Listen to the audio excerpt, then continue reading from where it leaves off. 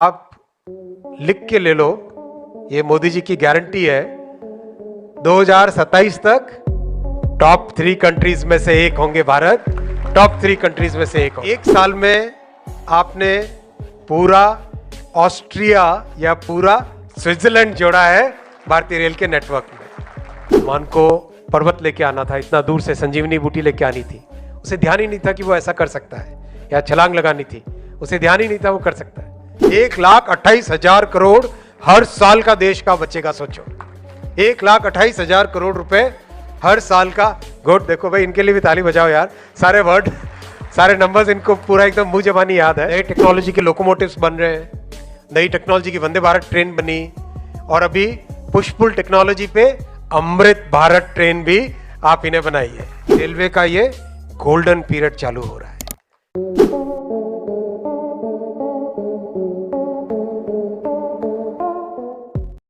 आप सब देख ही रहे हो किस तरह से रेलवे का एकदम पूरी तरह से ट्रांसफॉर्मेशन का प्रोसेस चल रहा है। एक के बाद एक आंकड़े रखे जा सकते हैं। अगर लास्ट ईयर के ट्रैक कंस्ट्रक्शन की बात देखें तो मेरे ख्याल से फिल्म में था, एक साल में आपने पूरा ऑस्ट्रिया या पूरा स्विट्जरलैंड जोड़ा है भारतीय रेल के नेटवर्क में। 9.5 साल में इतना रेलवे इलेक्ट्रिफिकेशन किया है जो कि उससे पहले के 40 वर्षों में नहीं हुआ था। अगर अंदाज लगाओ, जो 40 वर्षों में 20,000 किलोमीटर हुआ था, आपने 9.5 वर्षों में 40,000 किलोमीटर किया है। देखो, इस पूरी चीज को एक बड़े बिग पिक्चर क्या है इसके पीछे, वो समझना चाहिए। जब 2015 में प्रधानमंत्री जी ने रेलवे बजट को जनरल बजट के साथ मर्ज किया, तो उसके पीछे बहुत सोची समझी एक गहरी बात थी। फिनेंस वाले बताएंगे, उससे पहले जब 2 अलग अलग बजट थे, तो अगर भारत सरकार से कुछ रेलवे को मिलता था, उसके ऊपर भी ब्याज देना पड़ता था, उसके ऊपर भी इंटरेस्ट लगता था, कैपिटल चार्ज लगता था। जनरली एक अजीब सी तनाबनी सी रहती थी, क्यों दें रेलवे को, कैसा रहेगा, क्यों होगा, क्या होगा, वगैरह वगैरह। सबसे पहले वो बीच में जो तनातनी थी वो खत्म हुई। जहां 35,000 करोड़ के आसपास मिलता था 2014 में, आज आपको जीबीएस कितना मिल रहा है? 2,40,000 करोड़। और इसके कारण जो वर्षों से रेलवे की सबसे बड़ी प्रॉब्लम थी, इन्वेस्टमेंट की कमी, वो इन्वेस्टमेंट की कमी अब इतिहास बन गई है।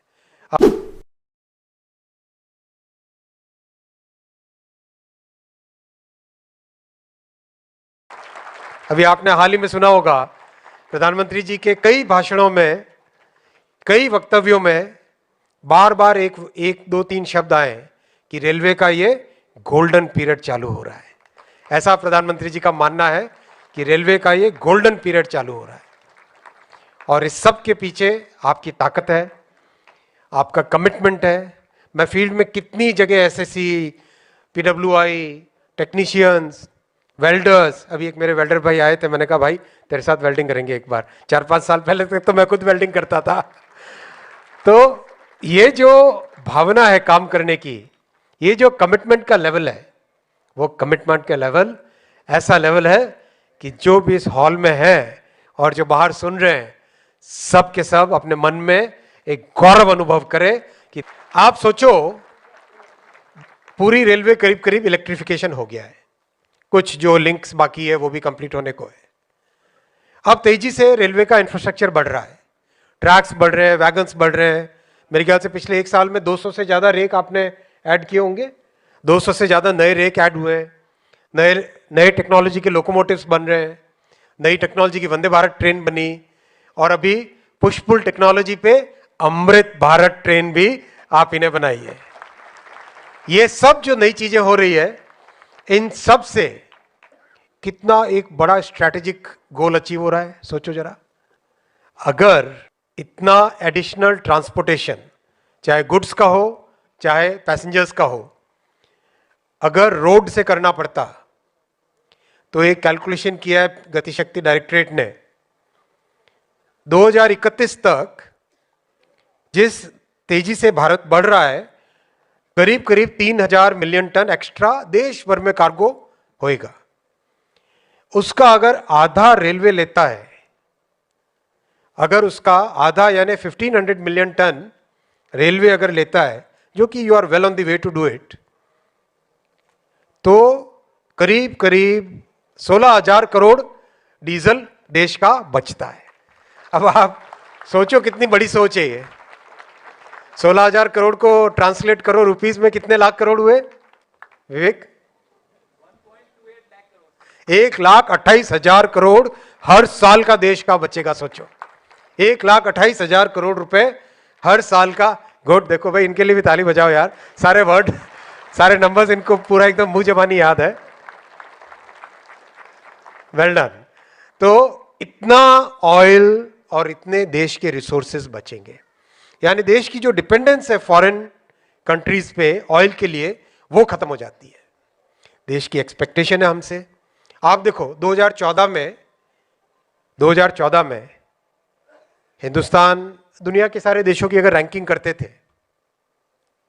2014 में 10वें नंबर पे था। 2004 में कितने पे था, किसी को अंदाजा है? 2004 में मैं अटल जी के साथ काम करता था, श्रद्धेय अटल बिहारी वाजपेयी जी के साथ। 2004 में जब उन्होंने जिम्मेदारी सौंपी थी, तब भी 10वें नंबर पे था। तो 4 से 14 लिटरली हमारा एक लॉस्ट डिकेड रहा। 4 से 14 10th पे थे, 10th पे रहे। अब हम 10th से पहुंच गए 5th पे।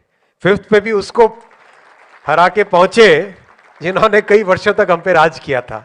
मैं एक और निवेदन करूंगा खासकर सीनियर ऑफिसर्स से, ये जो हमारी कई बार, आप इसको बुरा मत मानना, कई बार हमारी एक कॉलोनियल माइंडसेट की बहुत सारी चीजें हैं हमारे अपने काम करने के तरीके में, कई हमारी प्रैक्टिसेस में, उनको एक बार ना रुथलेसली हटा दो।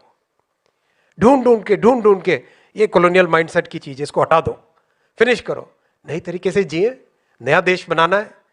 और अभी जो 5th रैंक पे हैं, आप लिख के ले लो, ये मोदी जी की गारंटी है, 2027 तक टॉप 3 कंट्रीज में से एक होंगे भारत, टॉप 3 कंट्रीज में से एक होगा।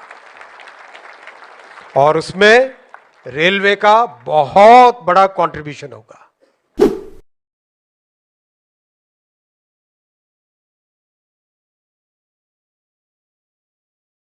मोदी जी का बचपन रेलवे के प्लेटफॉर्म पे निकला है। He understands. मेरे कई ऐसे डिस्कशन है, मैं आपके सामने आज खुल के बात कर सकता हूं, आप सब परिवार के मेंबर हो। कई ऐसे पॉइंट्स उन्होंने कई बार सामने रखे जो कोई किताब में नहीं आ सकते, किसी भी तरह के एक्सपीरियंस से नहीं आ सकते। ये वही व्यक्ति जान सकता है जिसने एक्चुअल में प्लेटफॉर्म की लाइफ बिताई है। एक बार उन्होंने मुझे बताया कि जो वाटर फिलिंग होती है, ध्यान देना कभी, वो क्यों डिले होती है। तो मैंने पूछवाया नीचे, पता चला वाटर फिलिंग के कारण डिले होता है उसमें। फिर सेकंड क्वेश्चन पूछा, वाटर फिलिंग के कारण डिले क्यों होता है, सब समझ में आ गया। आप भी समझ गए, राइट? ऐसी बारीक चीजें भी प्रधानमंत्री जी को पता है, और ये उनका इमोशनल अटैचमेंट है। लेकिन एक बात याद रखना, ऐसा कमिटमेंट रेलवे के लिए, ऐसा कमिटमेंट रेलवे के लिए कभी इतिहास में नहीं था, और ऐसा कमिटमेंट कभी भी शायद इतिहास में न हो जैसा कि मोदी जी का है। और इस पीरियड को देश की एक्सपेक्टेशन पे हम सबको खरा उतरना है। और ये ताकत केवल और केवल आपके पास है। केवल और केवल रेलवे एक ऐसा ऑर्गेनाइजेशन है जिसमें वेरी स्ट्रांग टेक्निकल नॉलेज है, वेरी स्ट्रांग कमिटमेंट है, डे टू डे काम करने का डिसिप्लिन है, और ऐसी चीजें आप अचीव कर सकते हो जो आपने कभी खुद ने भी ना सोची हो। वो हनुमान की कहानी है ना,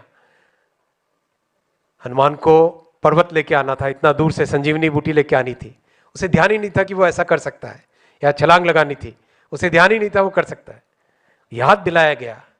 अब आप बताओ, आज से अभी जो आप करते हो रोलिंग ब्लॉक सिस्टम, 26 वीक्स की फॉरवर्ड प्लानिंग एडवांस में करना और उसको मेंटेन करना, उसको एग्जीक्यूट करना, ये बड़े बड़े देशों में भी संभव नहीं है। जो ये आपने करके दिखाया है, ये बड़ी बड़े सिस्टम्स में, बड़ी बड़ी इंडस्ट्रीज में पॉसिबल ही नहीं है, लेकिन आपने करके दिखाया है। ये ट्रांसपोर्टेशन अपने ट्रैफिक डिपार्टमेंट में भी आनी चाहिए। लोडिंग में 7 दिन कम से कम 7 दिन की आगे की ऐसी तैयारी हो, एक आध रेक इधर उधर हो तो हो, लेकिन बाकी सारी की सारी एज पर प्लान होनी चाहिए। ये थिंकिंग एक बार हमारे पास आ गई और एक बार इस आदत में हम लोग एकदम गहराई से जड़ गए, तो मैं बताऊं आपको, इतनी सुपर एफिशिएंसी आएगी। पंक्चुअलिटी और लोडिंग के बीच में जो हमेशा कई बार आप कहते हो कि दोनों कैसे करें, ये दोनों आप ही आराम से कर पाओगे एक बार जब इस सिस्टम में ढल गए।